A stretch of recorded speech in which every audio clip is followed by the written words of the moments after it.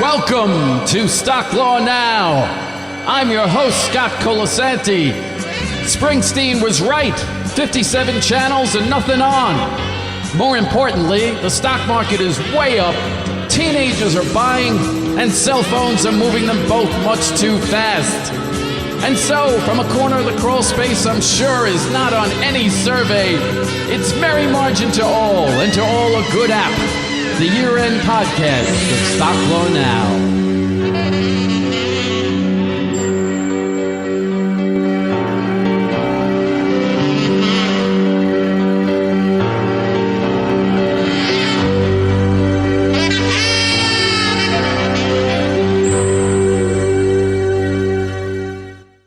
As always, Cherry shall object when I digress.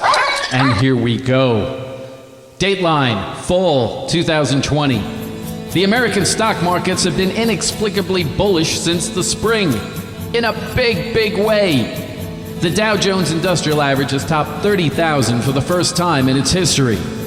Daily trading volume at the NASDAQ market is up 33%. The S&P 500 index is up 52%. Of course, during this time period, state unemployment claims have tripled.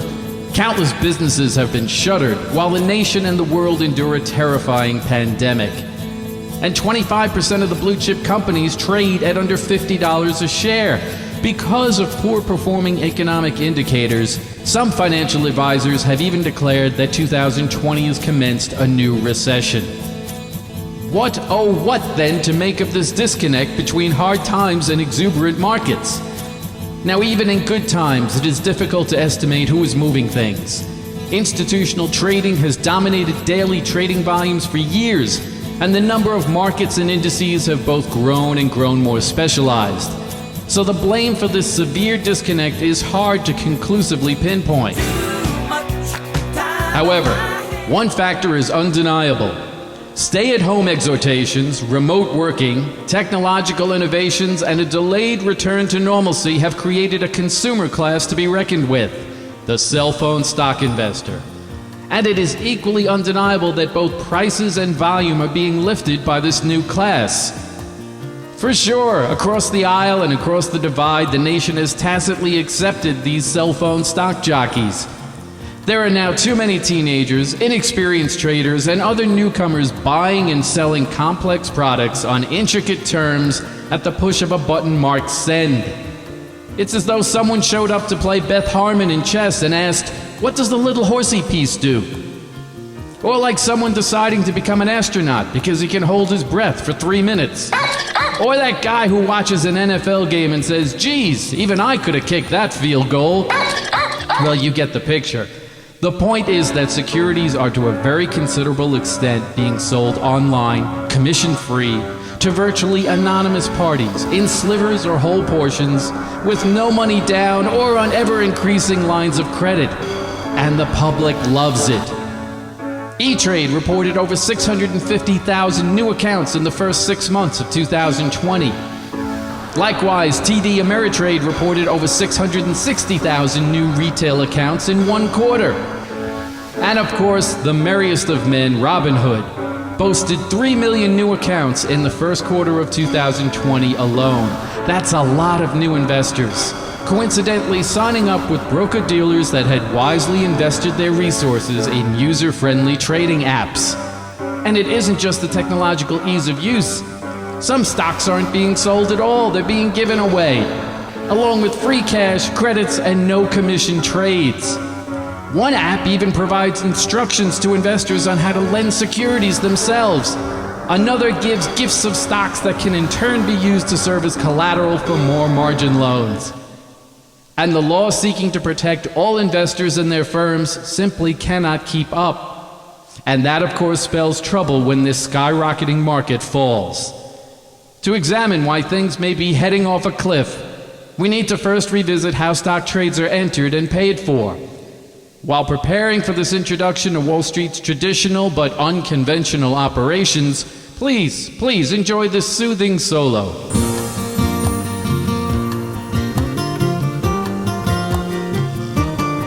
Okay, that's enough soothing. First and foremost, it's important to note that when buying stock, a middleman is always involved. Simply put, none of us is invited into a stock exchange. Time was one had the same likelihood of directly owning stock as drawing the chance card with the little man in the hat in Monopoly. About 25 years ago, the data suggested that households were buying stock as often as the institutions, and America either took note or was inspired to join the craze.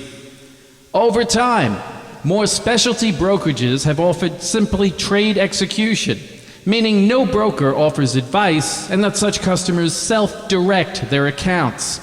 Finally, technological advances allow people holding cell phones to open accounts in a heartbeat and execute trades in seconds. Every gambler knows that the secret to surviving. And so this past year, as the world went remote, we have witnessed a market that is inundated with cell phone stock jockeys.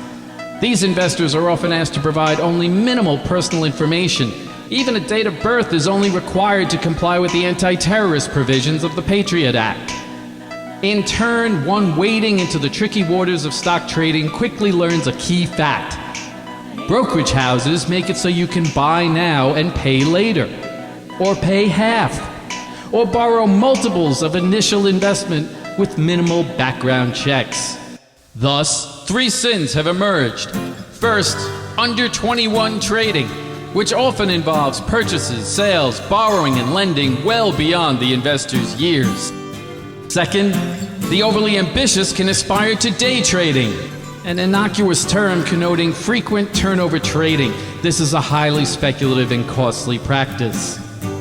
Third, investors of varied degrees have experimented in risky, complicated options trading.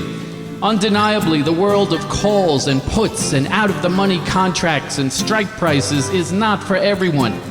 Even the regulators make experienced professionals who would supervise such trading take an additional licensing examination.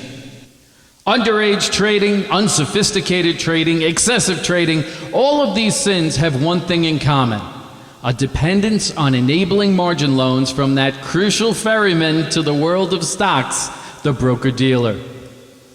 For those who have watched Boiler Room one too many times, here's your jam.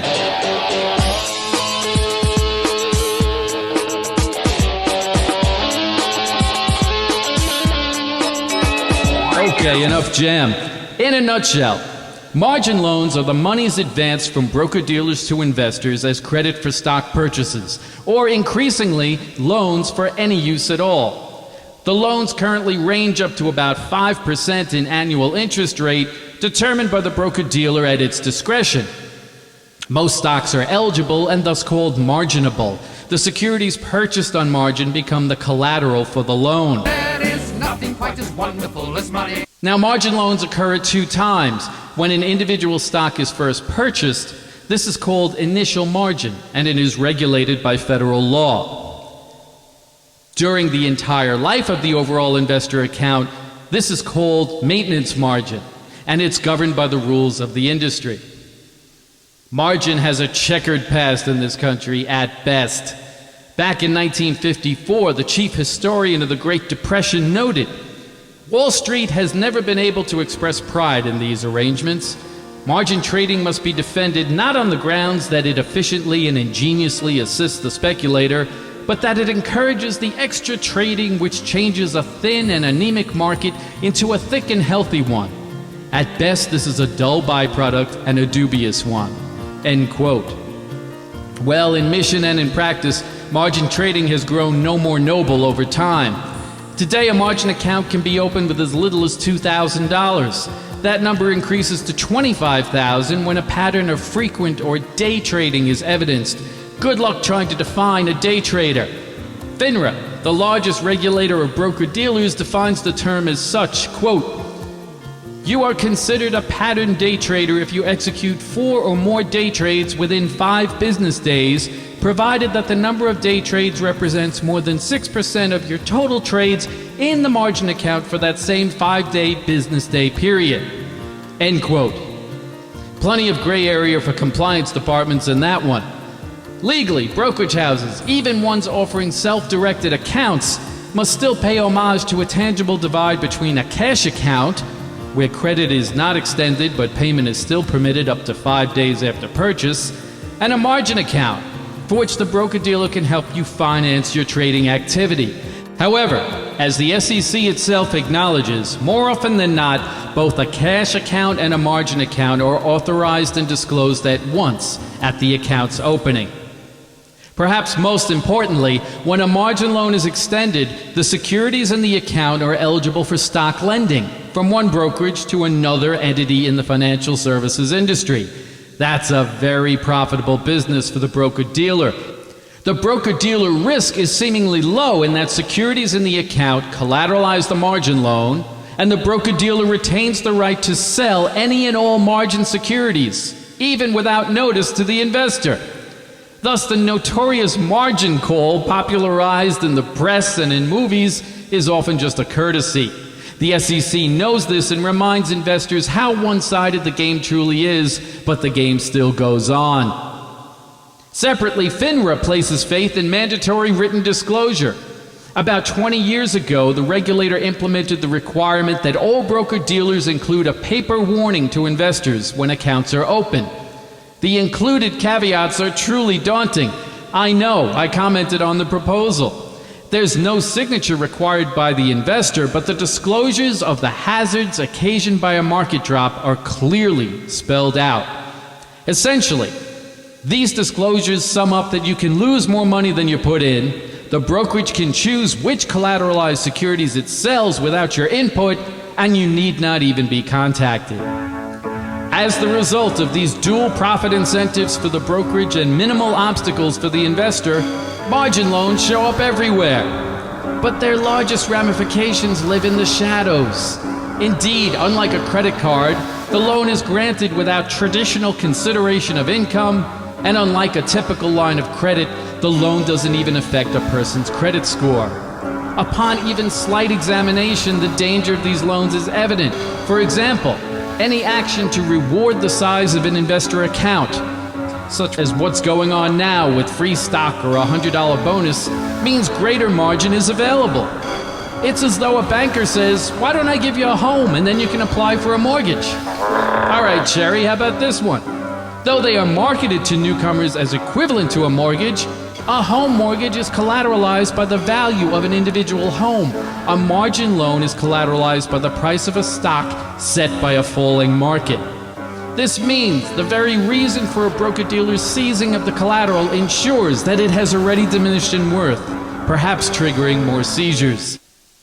Regardless of these party-pooping realities, the number of margin takers is staggering. The SEC estimated $592 billion in total margin loans at year-end 2019. By mid-2020, the number topped $650 billion. It's nice work if you can get it, and you can get it if you try. The cell phone investors are freely recruited as both new investors and margin investors. They are concurrently spurred to options trading, selling short, day trading, and other highly speculative strategies that trigger the worst aspects of margin loans. The result of this traditional practice, tinged with a new bravado, has been a race to the bottom. Meanwhile, the press has eagerly conveyed the irony of youthful or inexperienced margin trading. In September, the New York Times even ran an article advocating that kids buy stocks, under an ad for a booklet called Options Trading for Newbies. Most noteworthy, in June, the world was rocked with the news that a 20-year-old receiving notice of a $700,000 negative balance, either legitimately or in error, committed suicide. The related Forbes article noted that the victim, home from college, had employed an option strategy called a bull-put spread. Thus, for many reasons, the question is begged: is the law on margin strong enough? While we all wait for a new president and a new Congress and a new SEC, yada, yada, yada, is it simply more free money on Wall Street in 2021? You're just too good to be true. Yes, Frankie, even after the nation's near economic Armageddon of the 1920s, margin is still too good to be true. An examination of the present legal limits begins with 3 focal points. First, The federal law on the margin extended on an initial purchase of stock has largely been cemented in time. Over 85 years ago, the Securities Exchange Act of 1934, at its Section 7, capped the credit on the purchase of any security at 55%. However, the statute incorporates Regulation T of the Federal Reserve, which has kept a lower federal ceiling in place at 50% since 1975. That means the government has cap room of 5% to further allow more margin trading, or more importantly for our purposes, unlimited downward space in which to rein in some margin trading. Of course, there exists an almost laughable question of how a brokerage can give free stock to app investors when financing is legally limited to 50%, but we'll leave that question for another day. Second, more locally, maintenance margin is set by FINRA Rule 4210 at 25%, a number traditionally embraced by stock exchanges. This means that the relationship of all securities positions in a margin account to the amount owed to the brokerage cannot go beneath 1/4. Interestingly, Wall Street for years has ignored that low level and set the higher ratio, or house level, at 30 to 40%. This is done because brokerages simply realize they must protect their collateral. It is this range between the low levels set by the rules and the pragmatic levels set by broker-dealers in which the online apps are now setting new, lower standards and attracting investors. And nothing prevents the app brokerages from creatively charging fees for each tier of financing, such as $5 a month for an additional $1,000. Such approach makes financing seem both attainable and perhaps even fun. Third, the law on all new accounts is also enforced locally by FINRA. Rule 2090 codifies the age-old duty of broker-dealers to know your customer. However, there doesn't exist a meet your customer standard for accounts. And the much broader rule on suitability of investments has been supplanted this year by SEC regulation best interest. That regulation is still being applied and interpreted, but one thing is for sure: the regulation is weak where the brokerage has not recommended the investment. Notably, there is also no federal securities statute, regulation, or interpretation establishing a minimum age for stock purchases. Such bar is set by the states, usually at age 18, but sometimes at 19, or even upon completion of high school. Thus, the apps are living in the loopholes and using youthful draws such as emojis, contests, goals, rewards, and lotteries to glamorize buying power. Only buying power has a history of overextending credit in good markets and hurting us all in bad ones. Solely in terms of attaining the attainable, stock law now thus says, here's the thing. Regarding underage trading, there appears to be little the regulators can do. This ill-advised practice of adults providing their children with Social Security numbers so they could start trading, that would be difficult to attack absent some form of universal face-to-face supervision. And the gross number of accounts in American markets makes such an effort quixotic, particularly in pandemic times. Likewise, raising age limits to 21 for margin or options trading would be unsupportable. Wall Street has never been legally equated with gambling. Even for stockbrokers, there is no age or education minimum. However, regarding margin limits, the numbers are truly outdated and capable of amendment. The Federal Reserve can amend Section 220.12 of Reg T to cap initial margin at a rate lower than 50%. In turn, FINRA and the stock exchanges can, via rulemaking, raise the maintenance margin rate above 25%. Regarding at least one suitability issue, while the standard of care between a broker and her customers remains in flux, the definition of pattern day trader could certainly be clarified. With little effort, the FINRA rule could be made simpler to both comprehend and enforce, thus identifying day traders for heightened requirements. Additionally, across the spectrum of broker-dealers, purely app customers should receive, within 3 days at least, one mailing with a full set of paper disclosures codifying the new account agreement.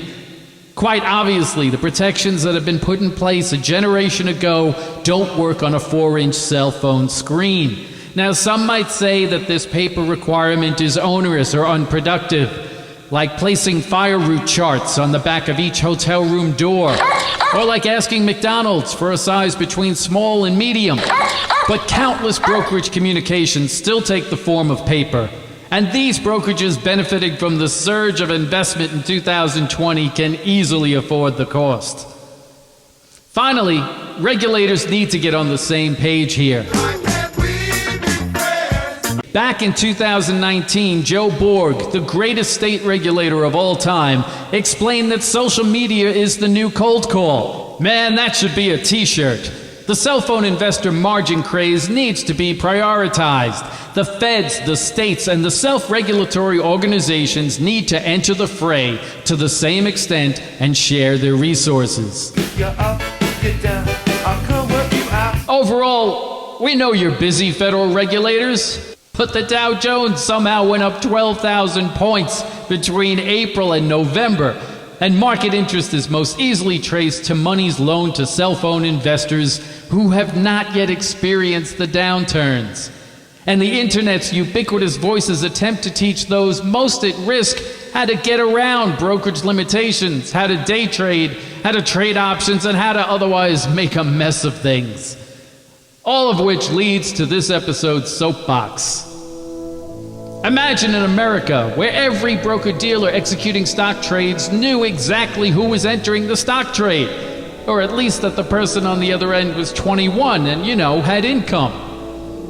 Where monetary limits placed on bank loans and credit cards were equally enforced against investors seeking margin loans.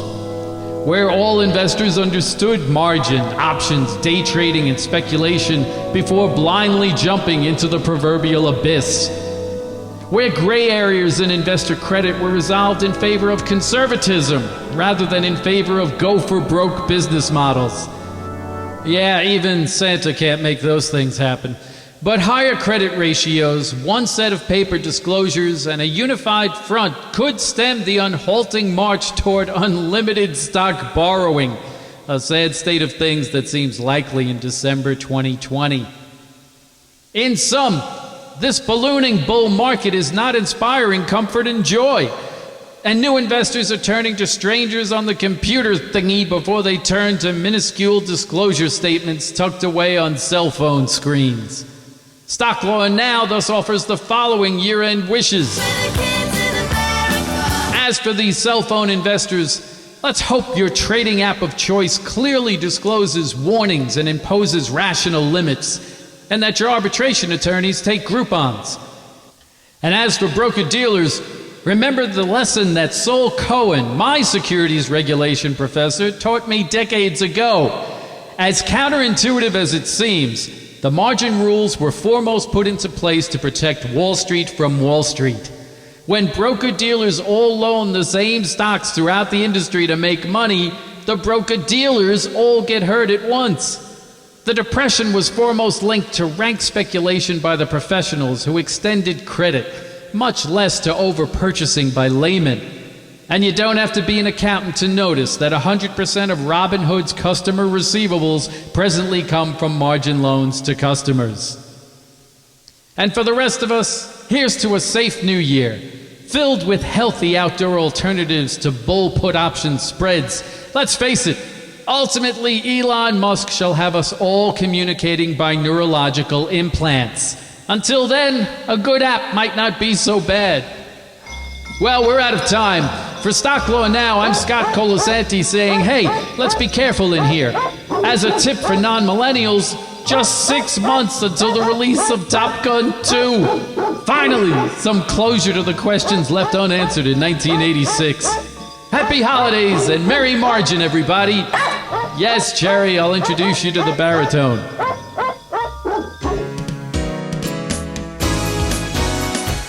Stock Law Now is prepared, delivered, and copyrighted by Professor Scott Colasanti of Hofstra Law School. All views expressed herein are personal, so please, no wagering. For links to documents referenced herein, visit Castography at www.stocklawnow.com.